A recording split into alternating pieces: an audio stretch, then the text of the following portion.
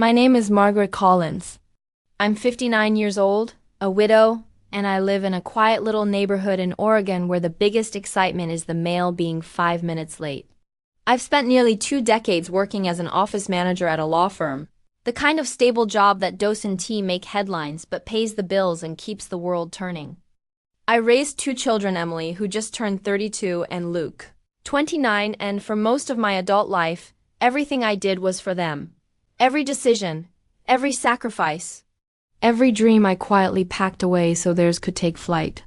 Last Tuesday, an email shattered all of that. It came from Emily, no subject line, just her name. I smiled when I saw it, thinking she was sending a cute update or asking my opinion on a centerpiece for her upcoming wedding.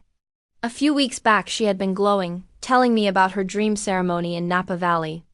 I had already given her $30,000 to secure the venue, photographer, florist, the whole fairy tale. But when I opened the email, the smile slipped right off my face. Mom. Not dear Mom, not love you Mom, just Mom, like a label on a file. She wrote that, after talking it over with her fiancé Drew and his family, they were finalizing the guest list.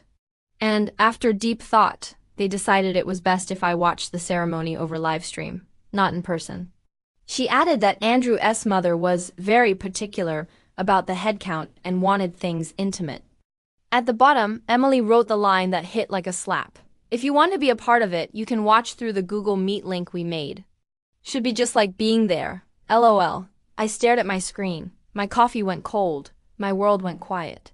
I didn't cry, I didn't speak, I just felt something inside me tilt like the floorboard giving way. I replied with 4 words, sure, enjoy your big day. No fight. No begging, just stepping back. Letting the silence speak for me. That same morning, I drove to work like a ghost. The Oregon air was crisp, but I barely noticed. My mind kept spiraling. How did we end up here? How did a relationship built on sacrifice twist into something so hollow? Years of memories came back. Me standing in front of our old washing machine after my husband died, juggling bills, and wondering how I managed to pay for groceries and Emily's college deposit in the same week. Me taking extra shifts, skipping vacations, fixing the same car for 14 years because the kids needed tuition. Apartments, plane tickets, deposits, life. When Emily cried after a breakup, I flew across the country. When Luke wanted a house, I co-signed without hesitation. I was always the one who showed up. I never kept score. I thought that was what mothers did. At work, my boss Robert stopped by my desk with a latte. You look like you've seen a ghost, he said gently. I wanted to tell him everything. But I just said I hadn't slept well. He didn't push. That tiny act of kindness nearly undid me. Around noon my phone buzzed. Emily, voicemail after voicemail. Mom, please answer. We need to talk. This isn't funny. I didn't respond. Not yet. For once I let it ring. After work, I didn't go home. I drove straight to First Federal Bank. The branch manager, Carlos, looked up with his warm smile. Mrs. Collins, what can I help you with? I sat down, calm in a way that felt dangerous even to me. I need to cancel a wire transfer. The one to the Napa venue? He asked. Yes, he hesitated. It's for $50,000. Are you sure? I nodded. Very sure. $80,000 total if I had continued. For a wedding I wasn't allowed to attend. The logic of it hit me like a bucket of cold water. By the time I got home, my phone was exploding. 9 missed calls from Emily. 2 from Luke. 1 voicemail said, Mom, please don't do this. I turned the phone off. I poured myself a glass of red wine I'd been saving for a holiday Emily had canceled last minute. I sat on the porch and watched the sun dip behind the trees. And for the first time in years, I thought not about my children's needs, but about my own. At 9 that night, the doorbell rang. I considered ignoring it, but curiosity got me. It was Luke, still in his work clothes, looking stressed. Mom, why aren't you answering your phone? Emily's freaking out. Hello to you too, I said softly. He didn't sit. He paced. She says you're not coming to the wedding. That you're being difficult? I laughed. Really laughed. Difficult? For not showing up to an event I was already uninvited from? Mom, Andrew's parents are paying for most of the wedding, he insisted. They're traditional. You know how they are? Traditional? I repeated, I already paid 30,000.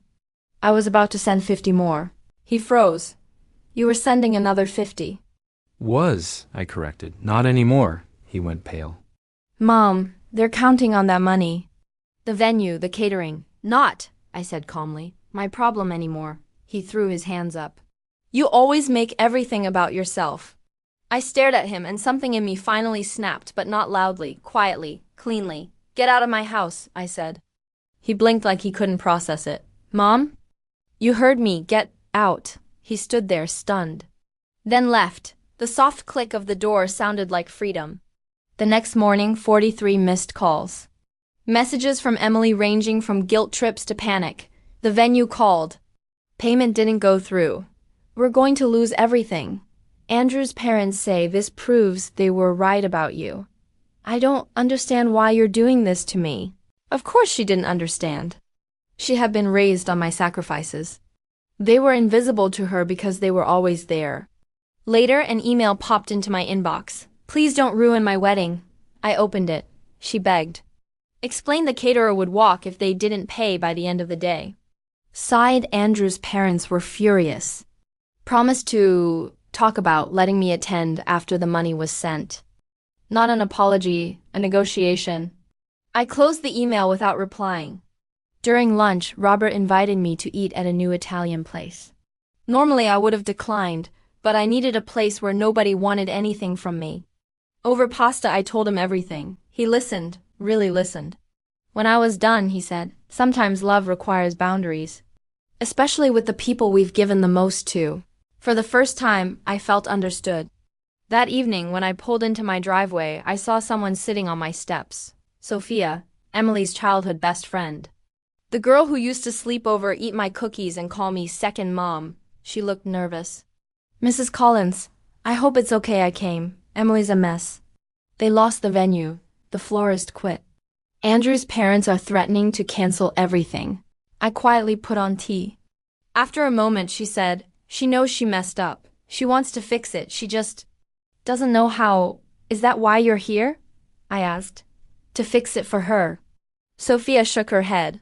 No, I'm here to ask, is there anything she can do to change your mind? I thought about it. Really thought. Would an apology change the feeling of being excluded? I asked. Of being used? Of being welcome only when I'm paying? Sophia swallowed hard. Not even if she apologizes. Words are easy, I said softly. Especially when people are desperate. But the people who love you don't wait until you cut them off to see you. She nodded, eyes heavy with understanding. I get it, she whispered. Even if she doesn't, she hugged me gently before leaving. And when I closed the door, I realized I had finally closed the door on the version of myself who lived for scraps of appreciation. The wedding did happen eventually, a tiny backyard ceremony. I wasn't invited. And for the first time, I didn't feel the ache of being left out. I felt peace. Weeks later, Emily sent one more long email, half apology, half excuses. I read it. Then, archived it. No guilt. No anger, just clarity. These days, I wake up without waiting for someone to need something from me. I joined a pottery class. I read novels. I have dinner with friends who see me, not what I can provide. And I learned something I should have learned decades ago. You don't have to set yourself on fire to keep other people warm. Sometimes the strongest love is the one you finally give to yourself. If this story reached you, share it. Because someone else out there needs permission to choose themselves too.